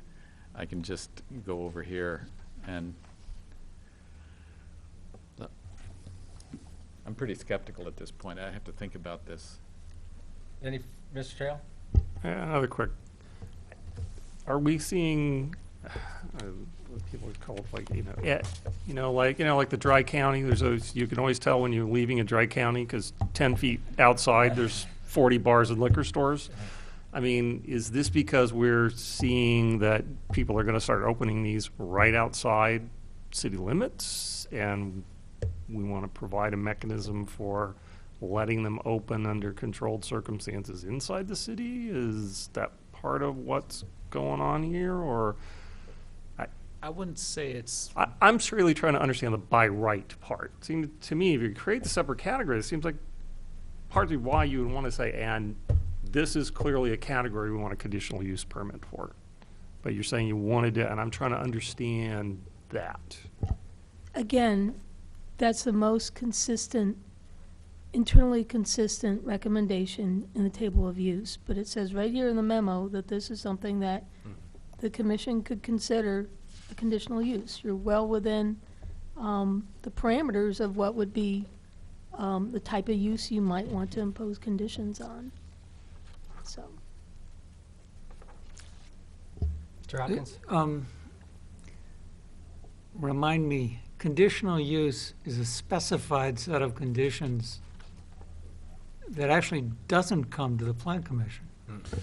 Yes, conditional use goes to the zoning board, and there's standard criteria that we look at, which are pretty similar to the standard criteria for a special use, how they impact the neighborhood, things like that. Conditional uses also, each individual use, you can impose additional criteria. So in Article 7, there's a table that has different criteria for different things like sanitary, like a sewer waste management center, things like that. So you could add criteria specific to this use in that section if you would wish to do so. But the ZBA is restricted in what it can consider for a conditional use, more so than we are in what we can consider for a special use. Is that correct or not correct? Criteria are the same. So the main difference is just that it goes to a different body? Yeah, and it only goes to the zoning board, whereas the special use goes to the council. Yeah. Special use is a higher level permission. Yeah. Well, but that, yeah, but once it gets to the council anyway, there's more discretion because of the way the council can operate than there is for the zoning board of appeals, which has to pretend it's quasi-judicial. Yes, no? That's true, but I think when you look in our table of uses, the special uses are ones that need additional review. Right. There are types of uses that have greater potential impacts, greater potential concerns, conflicts. So it's a higher level of review, and so I don't know that it's just because it's not quasi-judicial. So conditional uses are a little more routine, I guess I would say. Right. And so what you're saying is consistent with what I'm trying to communicate. There is a difference, and I just want to make sure that when people are talking about conditional uses, they're not confusing it with special uses, because they're not the same. And the difficulty I have with making it a conditional use, and somewhat less so for reasons we were just talking about making it a special use, is that I don't know what the conditions would be. If there were conditions like distance from certain uses, then we should write them into the ordinance. If the idea is to discourage them, then I think we should discourage them by using the control over gaming licenses and liquor licenses, by which we could actually control the number and make individual judgments about each one in competition in a budget constraint for liquor licenses and gaming licenses. Because as I understand it, the city has a constraint on the number of gaming licenses as well. And I think that's, so to a certain extent. It doesn't really work that way, though. I mean, you apply for a license, you go through the background check, they happen one at a time. It's not like you can have a lottery and pick a beauty contest and pick the ones you like the most. But there's a constraint, yes? It's a numerical constraint, but you don't have the same controls over location. It's maybe not as much discretion as you might think. I think there are good reasons to define these from a geographic standpoint, which is what zoning allows. And it's a little more, if we were to identify conditions in addition to the limited zones, it's a more defensible process. We've got the criteria, we've got case law. I think that we can do a more empirical review. So I do think zoning has a real role here in addressing this new type of use. I think the limit on the licenses is important, but I think the qualitative measures that zoning can provide are necessary as well, which is why we wanted to bring this to you and add this component. So my reaction is we could recommend approval of this. The effect of it, as I said earlier, is basically it restricts these things from being in B3U and B2, which they could be otherwise as accessory uses in restaurants or bars and taverns. From a zoning point of view, that's all we would accomplish. That does create some additional restrictions. Keeping them out of B3U, which is B3 University, strikes me as a good idea. But I guess what I'm trying to make clear is I don't think that accomplishes what the city should accomplish. And in sending it to the council, I would encourage the council to do more to accomplish what the city should accomplish. Mr. Otto? If this were passed, so the pending Canopy Club license, which is close to the university, would that then be reclassified as an application under gaming hall, and it would not be allowed because of proximity to? No, the Canopy Club would still be considered a principal use bar. And also, that location happens to be zoned B4. It's the only B4 property that's not in downtown.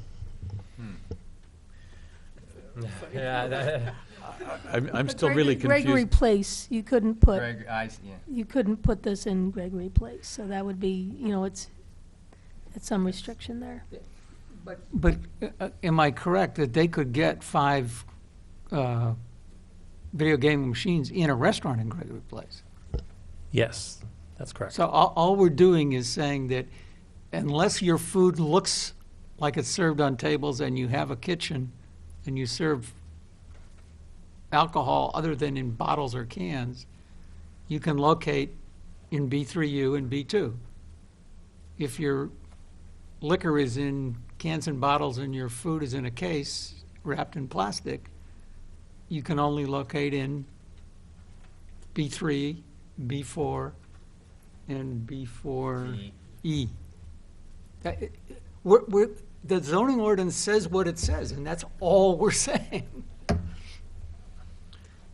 But they could still apply for a license under the accessory use, claiming they're a restaurant, but there's no enforcement if they actually don't sell food.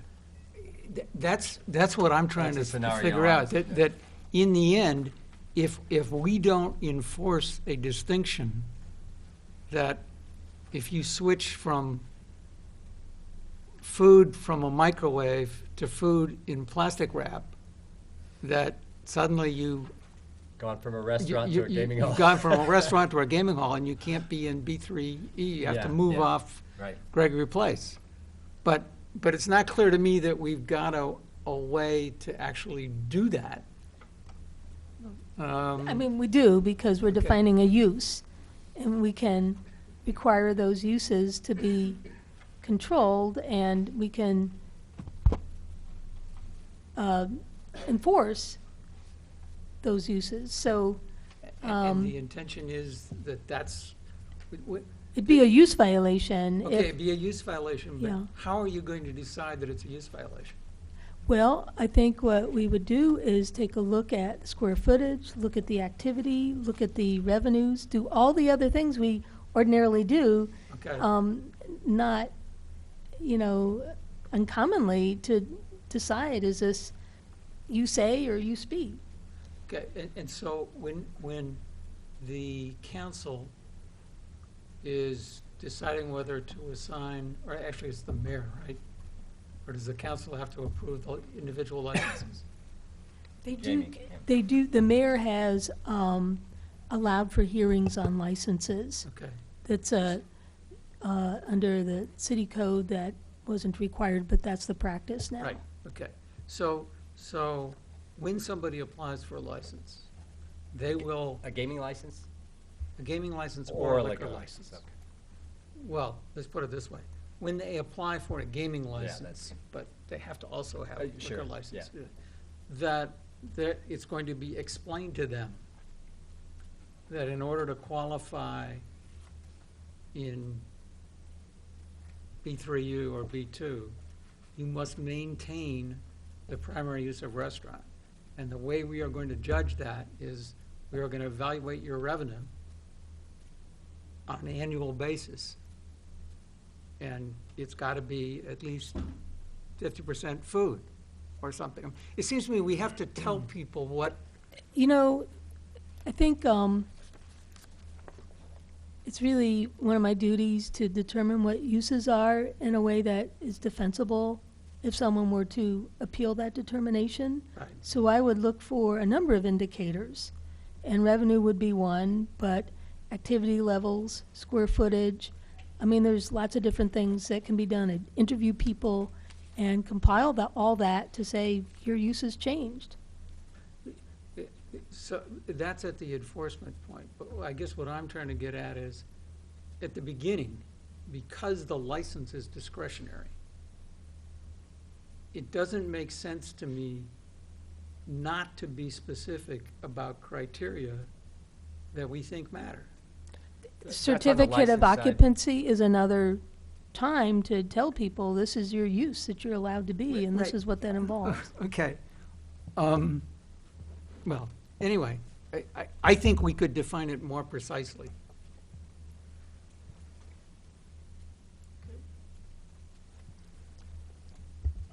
Any further discussion or questions? Do we want to attempt to do something about this, or do we want to continue it, sleep on it for a couple of weeks? And I know there are license holders who are waiting, and the council really wants to, yeah, well, we don't need to be rushed, so, you know. no, I know appreciate that. I'm just letting you know I that don't there are want- yeah, I businesses that appreciate are it's sort of, it's all coming together, the limits on the gaming, these proposals, the need to zone, and, I guess, you know, we wanted to define the use, begin to talk about the zones, but all the things you've talked about tonight, I mean, these could be added, hours of operation, how to better define the use, whether, you know, we want to specify a % of the revenue, distance, changes in the zones. So this is a starting point. I think that, you know, I wish we had been here 6 months ago, and, you know, but it just happened very quickly, and that way we could have been ahead of some of these people who are coming in and in some cases already here. But I do think it's important to define this better than we have and set some parameters, and it'll be another tool that the city can use in addition to the 2 licenses that are issued. Ms. Bynum? Personally, I would prefer that we kind of review the information further and kind of mull it over before moving forward with any type of action. Duly noted. All right. Unless I get a motion, 10, 9. All right, we'll continue it. And And you might even want to do some field work. I think I do want to do that, Yeah. actually. I want to go and see if I can win a little change and experience the environment. Yeah. Is there fun for us to cover? Yeah, right. Oh, what do you mean the city's going to take the winnings? Yeah. That's An investment. okay. So I'm sorry that we couldn't come to a decision tonight. that's and I perfectly appreciate fine. that, but we are deliberative. So we'll continue that hearing. We've got one final piece of new business here. This is the annual Can I review. just add one thing? in Mr. terms Otto? of when they come back next time?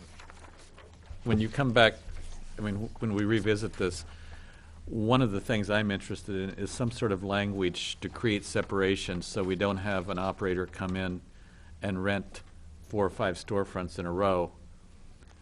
I don't know what the optimum separation is, but to sort of set up a gaming district, so to speak. I think another municipality has done that before. It's certainly not without precedent. So that's not without anything that's been done before. All right. Thanks. Okay, the zoning map, Mr. Engstrom. Yes, thank you. This is our annual process we go through to adopt the official zoning map. Basically, we just update our zoning map to incorporate changes from rezonings and subdivisions and annexations that have happened since the last zoning map was adopted in March of 2014. And once again, it's something you review and forward to City Council with a recommendation. Over the last year, there have been no annexations. There have been 2 rezonings. One was Soccer Planet subdivision on North Willow Road. You can see it over here. Rezoned from IN1 light industrial to B3 general business. The other was an annexation agreement rezoning, which does not appear on the map. Subdivisions, we had several lot splits over the last year. We only had two final plats. One was for Soccer Planet subdivision again. The other was for Countryside subdivision, which is also not shown on the map. It's in our extraterritorial jurisdiction. Landmarks are listed on the zoning map. We had one addition, Zeta Tau Alpha Sorority House, 1404 South Lincoln. They're listed down here. And the biggest change on the zoning map is the Boneyard Creek District, which was a rezoning case we had over the summer, which was to update the Boneyard Creek Overlay District so that it matches the newly updated FEMA flood zone maps. So 50 parcels from the previous Boneyard Creek District were removed, and 14 new parcels were added to the district just to reflect those FEMA map changes. So staff recommends approval of the 2015 zoning map. Thank you, Mr. Engstrom. Any questions for Mr. Engstrom? Mr. Hopkins? The Boneyard District is defined by parcel boundaries? Correct. Yes, it's any parcel that's touched, that has buildable area touched by the 100-year floodplain. Meaning the setbacks don't count? Right, yeah, Yeah. if it just Okay. skims the setbacks, it All wouldn't right. count.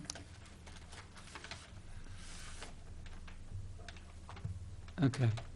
The line is hard to follow. It's a graphic thing. It's actually, Especially on it's the big worse map, yeah. when you Yeah. look online. Okay. Yeah, I tried that. And yeah, I was trying to figure out the line type because it seems to change. But anyway, okay. We could- Clearly it's there in the file that you've Right. got. We could try to come up with a different symbol to make it more clear. Yeah, Yeah. maybe make it a lot thicker line. Yeah, on the printed map, it's almost impossible to Yeah, track. it is. Yeah, I did pick up on that. We're, Anyway, that's, great. Any other suggestions or questions for Mr. Engstrom? No, I think we're good. Thank you, Mr. Engstrom. And do we have any, I don't know if we can amend the thing or not, but no, I know. We've been amending a lot of things. So, do we have a motion? second. Was that Mr. Trail or Mr. Buttrick? Mr. Buttrick moved, and Mr. Hopkins seconded.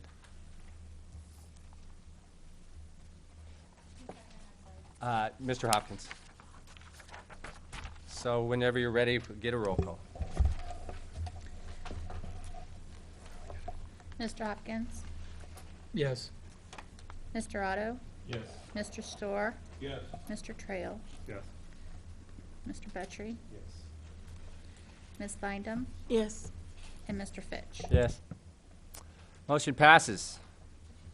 And are we the final action on that, or is that?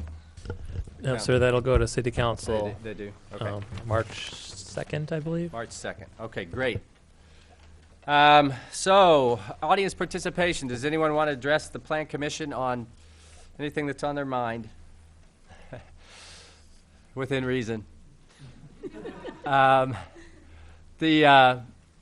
staff report? Yes, sir. Trying to find my notes. Just one update. The Urbana Middle School teams in the Future City competition that was held last weekend in Chicago. Both teams won awards.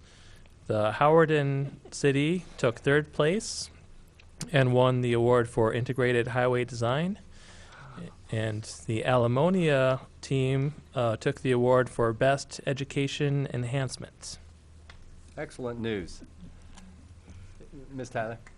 Well, I would just like to welcome students from Urban Planning 311 who are here, and they're here They observing stuck it out. boards and commissions, and it's a class I teach in the spring semester, so I'm That's why they happy stuck they it came out. to the Plan Commission, got to hear lots of Excellent. different zoning issues. We always so. enjoy that. Yeah. It's great. Thank you for having me. Sure, thank you. Someday you could be up here. Or on that, yeah, over there. Yeah. We don't have a study session, and so therefore we are adjourned.